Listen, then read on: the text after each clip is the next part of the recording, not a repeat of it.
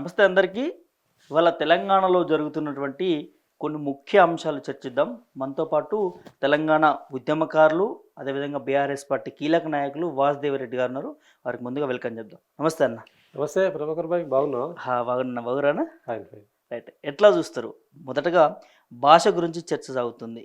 ముఖ్యమంత్రి హోదాలో ఉండి రేవంత్ రెడ్డి మాట్లాడినటువంటి భాష, ప్రతిపక్షంలో ఉండి కేటీఆర్ మాట్లాడినటువంటి భాష ఎట్లా చూస్తున్నారు? ఏంటి ఏం చెప్తారు?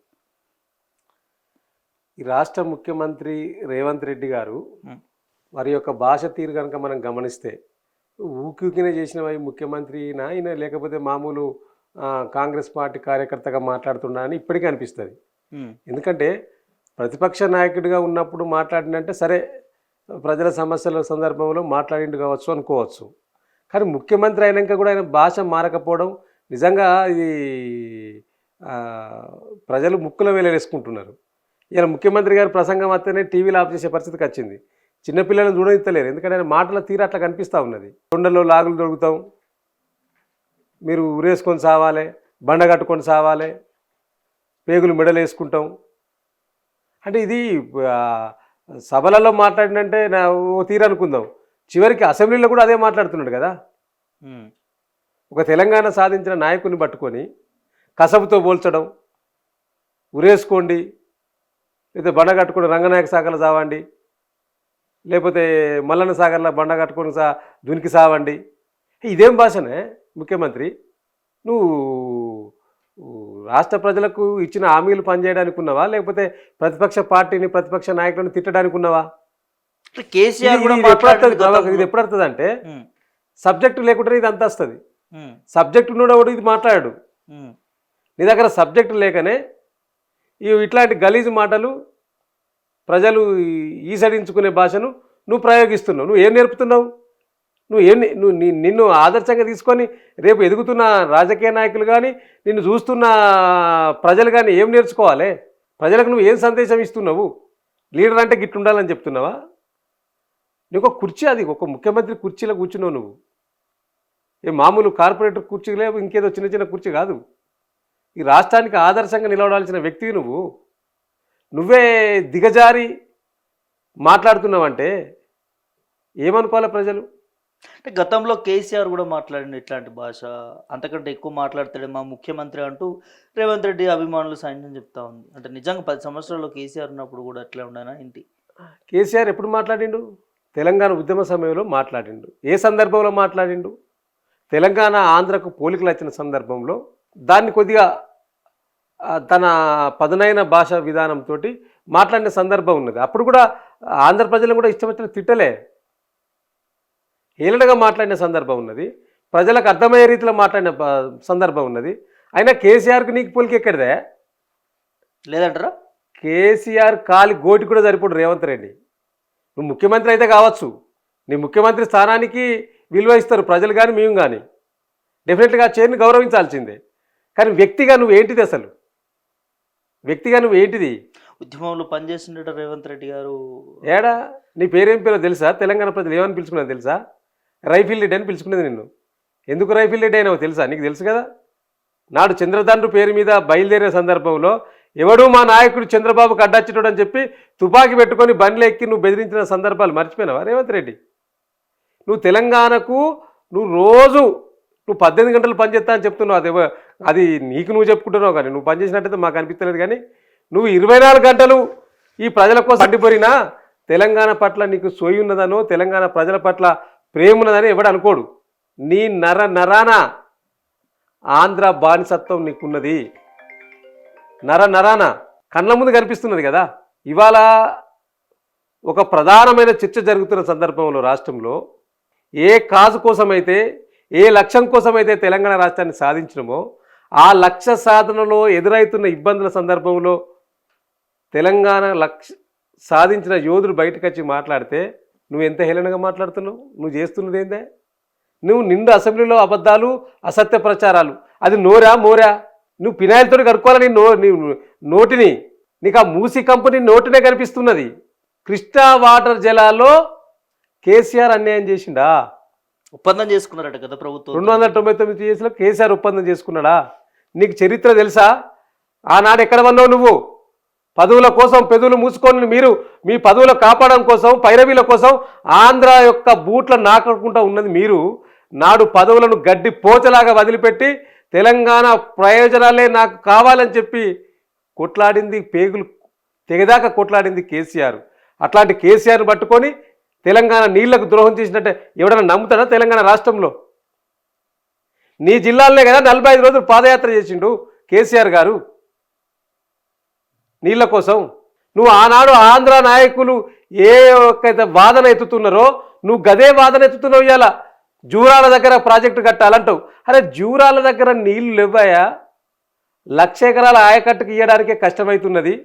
అక్కంచెల్లి భవిష్యత్ దృష్ట్యా శ్రీశైలం నుంచి తీసుకోవాలని చెప్పి పాలమూరు రంగారెడ్డి ప్రాజెక్టును శ్రీశైలం నుంచి రీడిజైనింగ్ చేస్తే కేసీఆర్ గారు, నువ్వు ఆనాడు ఆంధ్ర వాళ్ళు ఎట్లయితే ఆలోచన చేసిండ్రో నువ్వు గదే ఆలోచన చేస్తున్నావు. నువ్వు ఎందుకు చేస్తున్నావు అంటే నువ్వు పెట్టుకున్నది వాడినే కదా, ఆదిత్యనాథ్ దాసును. ఆదిత్యనాథ్ దాస్ ఎవరు? Who is Adityanath Das? చంద్రబాబు చెంచా కాదా? చంద్రబాబు బంటు కాదా? గత 2014 నుంచి 23 వరకు ఆంధ్రప్రదేశ్లో ప్రధాన కార్యదర్శిగా ఉండి నీళ్ల శాఖకు ఆయన రిటైర్డ్ కాగానే మళ్ళీ నువ్వు ఎప్పుడైతే ఎక్కినవో 10 సంవత్సరాల్లో కేసీఆర్ ఉన్నప్పుడు ఇక్కడ చూడలే ఆదిత్యనాథ్ దాసు. నువ్వు ఎప్పుడైతే పదవులకు ఎక్కినావో వచ్చినాక 4 నెలలకి తీసుకొచ్చి నీ అడ్వైజర్గా పెట్టుకున్నావు కదా.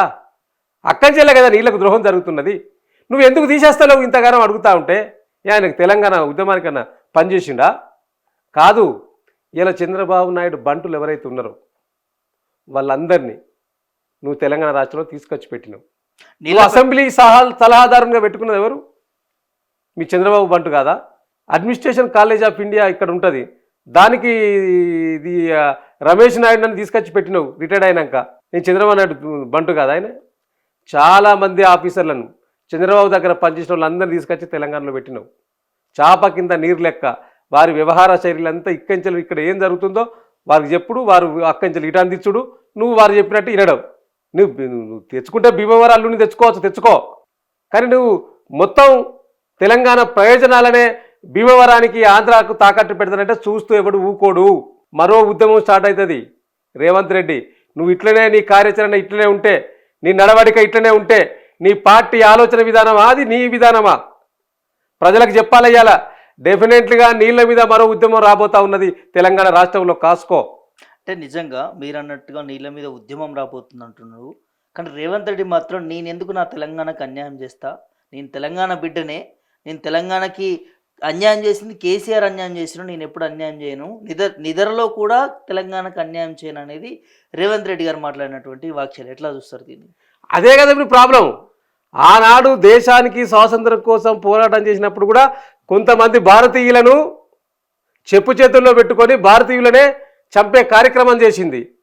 నాడు తెలంగాణ ఉద్యమం ఉవ్వెత్తున సాగుతున్న సమయంలో కూడా ఇలా ఈ నీ ప్రభుత్వంలో ఇంపార్టెంట్ పాత్ర పోషిస్తున్న బట్టి విక్రమార్క కావచ్చు, ఉత్తమ్ కుమార్ రెడ్డి కావచ్చు, పదవుల కోసం పెదవులు మూసుకొని ఆంధ్ర నాయకత్వానికి సమైక్యాంధ్ర నాయకులకు ఊడిగం చేసిరు కదా కేసీఆర్ గారు పోరాటం చేస్తూ ఉంటే. ఇలా నువ్వు కూడా గట్టినే అంటున్నావు సీటుకి ఎక్కినాక, నేను తెలంగాణ ప్రయోజనాల కోసం కొట్లాడుతా అంటున్నావు. నిన్ను ఎవడడిగింటూ తెలంగాణ ప్రజలు కొట్లాడను అని అంటే నువ్వే చెప్తున్నావు అంటే అర్థమైంది. నీకు నువ్వే చెప్తున్నావు, నిన్ను ఎవరు నమ్ముతున్నాడనే అర్థం. నేను తెలంగాణ ప్రజలను ఎవరు నమ్ముతలేడు. నువ్వు ప్రయోజనాల కోసం పనిచేస్తానంటే కత్తి చంద్రబాబుది, పొడిచేటోనివి నువ్వు, ఆయుధం ఆంధ్రోళ్ళది, పొడిచేది మాత్రం నువ్వే. ఇక్కడ తెలంగాణ అన్యాయం జరుగుతుందన్న మీరు అంటే పెద్ద ఒక ఆరోపణలు చేస్తున్నారు ముఖ్యమంత్రి పైన. చంద్రబాబుది కత్తి అంటూ పొడిచేది రేవంత్ రెడ్డి అంటూ. కృష్ణానది జలాలకు సంబంధించి గతంలో కేసీఆర్ ఒప్పందం చేసుకున్నారని మాట్లాడుతున్నారు కాంగ్రెస్ నేతలు ముఖ్యమంత్రి వారికి.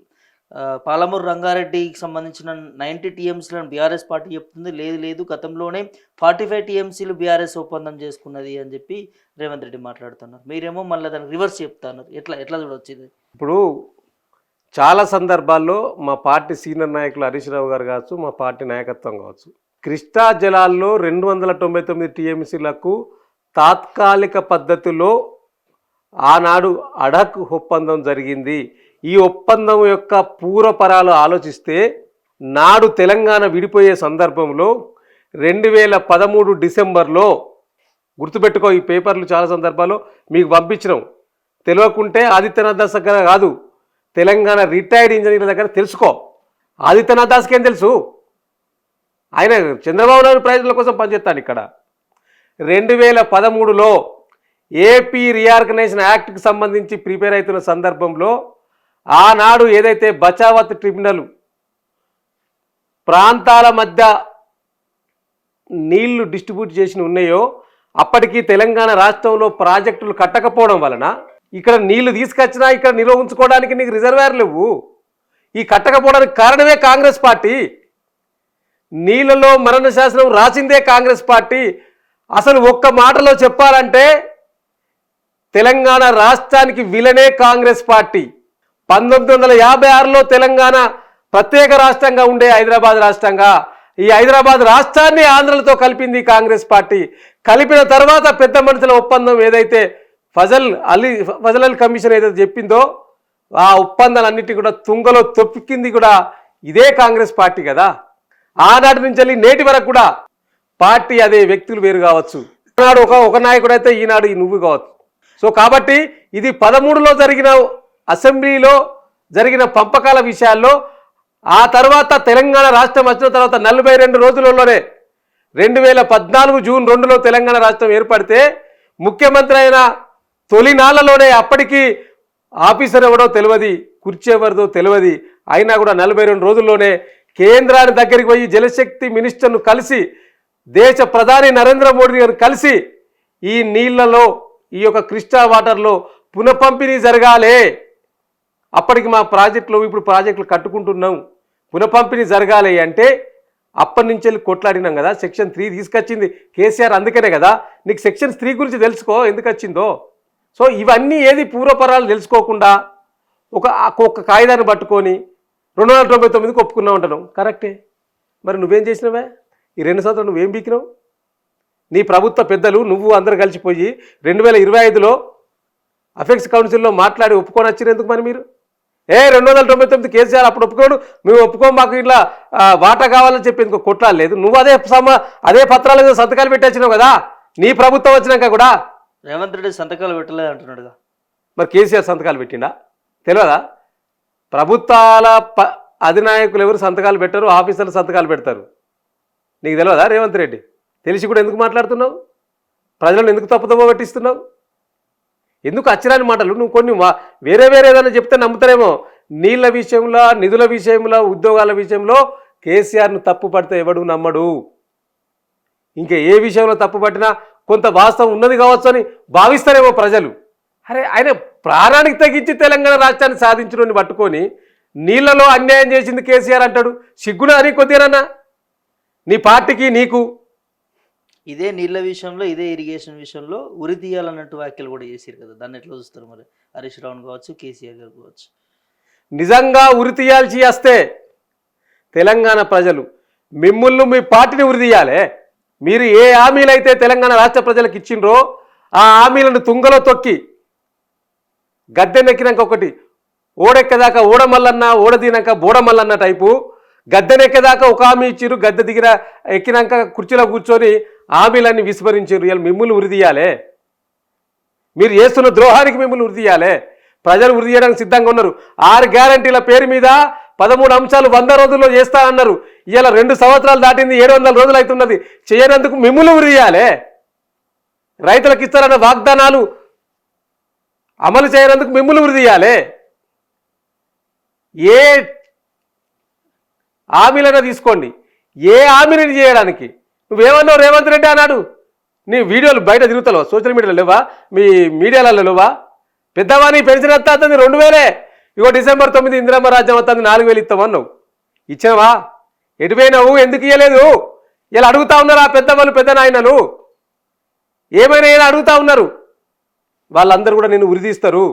జాగ్రత్త. పిచ్చి పిచ్చి ప్రేలాపనలు చేస్తే, పిచ్చి పిచ్చిగా మాట్లాడితే తెలంగాణ ప్రజలను మీ నాలుకలు కాడి చేస్తారు. ఇష్టం వచ్చినట్టు కేసీఆర్ గారు మాట్లాడితే ఎవడు ఊడుకోవడానికి సిద్ధంగా లేడు. కేసీఆర్ అంటే ఒక శక్తి. కేసీఆర్ అంటే తెలంగాణ ప్రజలకు కేసీఆర్ గారికి ఉన్న బాండింగ్ నీకు తెలియదు, అర్థం కాదు. కేసీఆర్ గారి మీద పిచ్చి పిచ్చి మాట్లాడక ఇంకరించాలి ఆయన.